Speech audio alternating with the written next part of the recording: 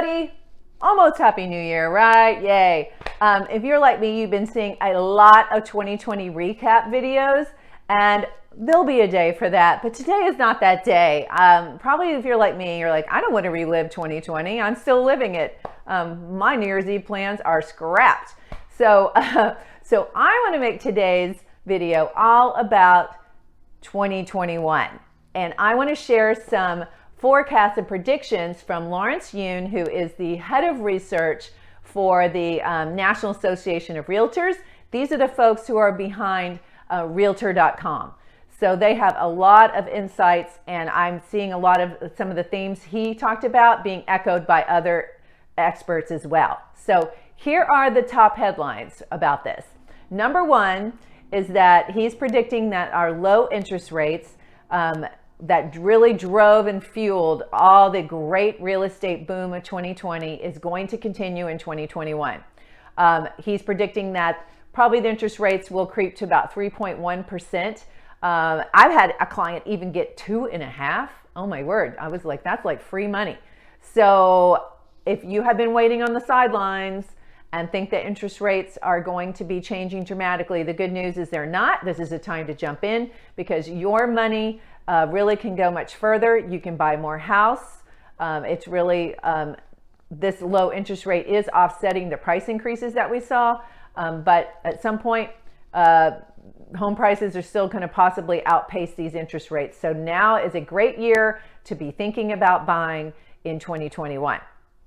The second thing that he shared is that our inventory shortage is not going away anytime soon. He's predicting that the new home sales that made up about 23% of all of the sales in 2020 are now going to decrease to about 20%. And what is causing this is that we have had a couple years of just not enough things being built.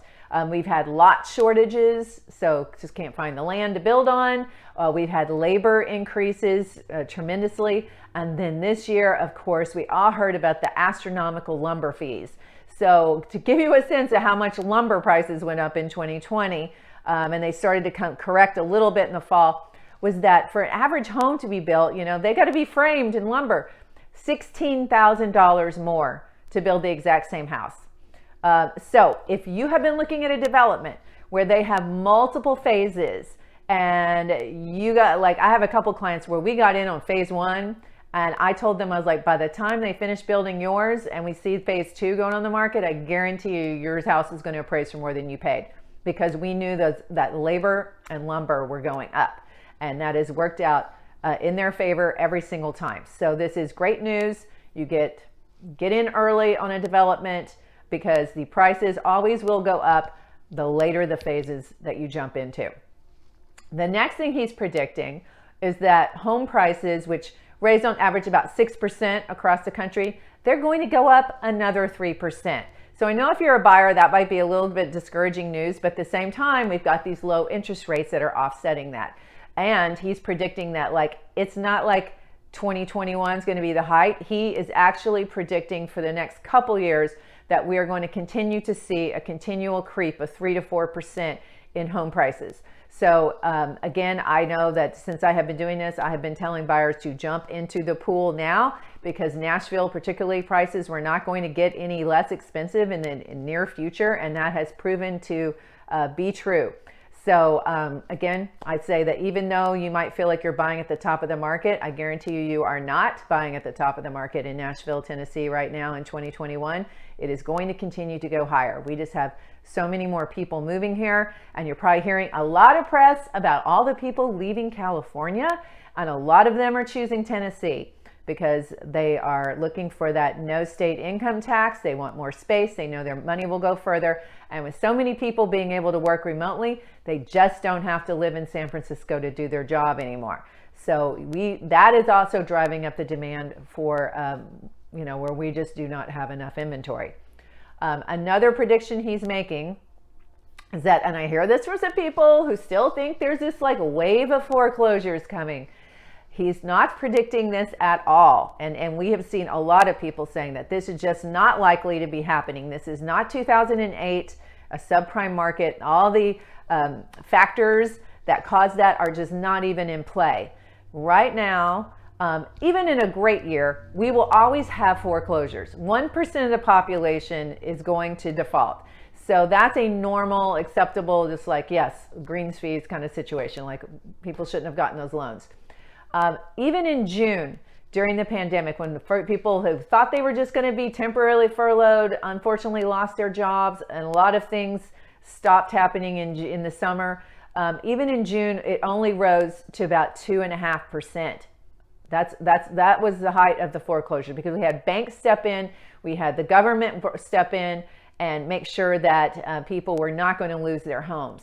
We also have people that have tremendous amount of equity in their homes, so they can sell instead of having to be foreclosed upon. They're still going to come out with some money in their pocket, more than likely. We also just have a tremendous inventory shortage. A balanced market is when we have a 5 to 6 month supply. So that's when like buyers and sellers are on pretty even negotiation, point of view. But we are nowhere near that. We are still below 3 month supply. Now, back in 2008, there was actually a 10-month supply. 10 months, oh my word.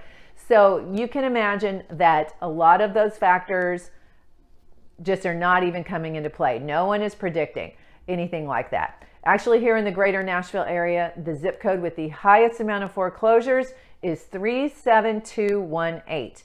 That is north of town. It's north of Buena Vista and all of that. It's more Bordeaux and headed over toward the Ashland City region, but not Ashland City. So hopefully that gives you some sense that if you're waiting for some foreclosures, then you're going to possibly be waiting a long time. Sure, there's going to be some more auctions and that sort of thing, but you need to kind of come with your suitcase of cash to be able to outbid other people with cash on those. So let's not bank on that happening. Let's go ahead and get you into a home while we know prices are going to continue. The trajectory is that Nashville prices are going to continue to increase for the next at least 5 years, if not beyond that, before there is ever a real correction in what a lot of people call the housing bubble. It's just not predicted to happen at all here. So that's the great news. I know people love our hospitality, love what Nashville has to offer. And we've got great weather. We have a diversified economy. We have the no state income tax. Just a lot of things. And of course, we are Music City. And it's just so high on a lot of people's lists of places to move. So if you've been thinking that 2021 is the year you are going to get off the fence and do something, whether you're going to be jumping into the market for the first time as a first-time home buyer, or you have a property to sell and you're ready to upsize or downsize, I would love to talk to you about your specific situation and how we can make the most of it. I am all about helping you build wealth for yourself. That's the name of the game in real estate.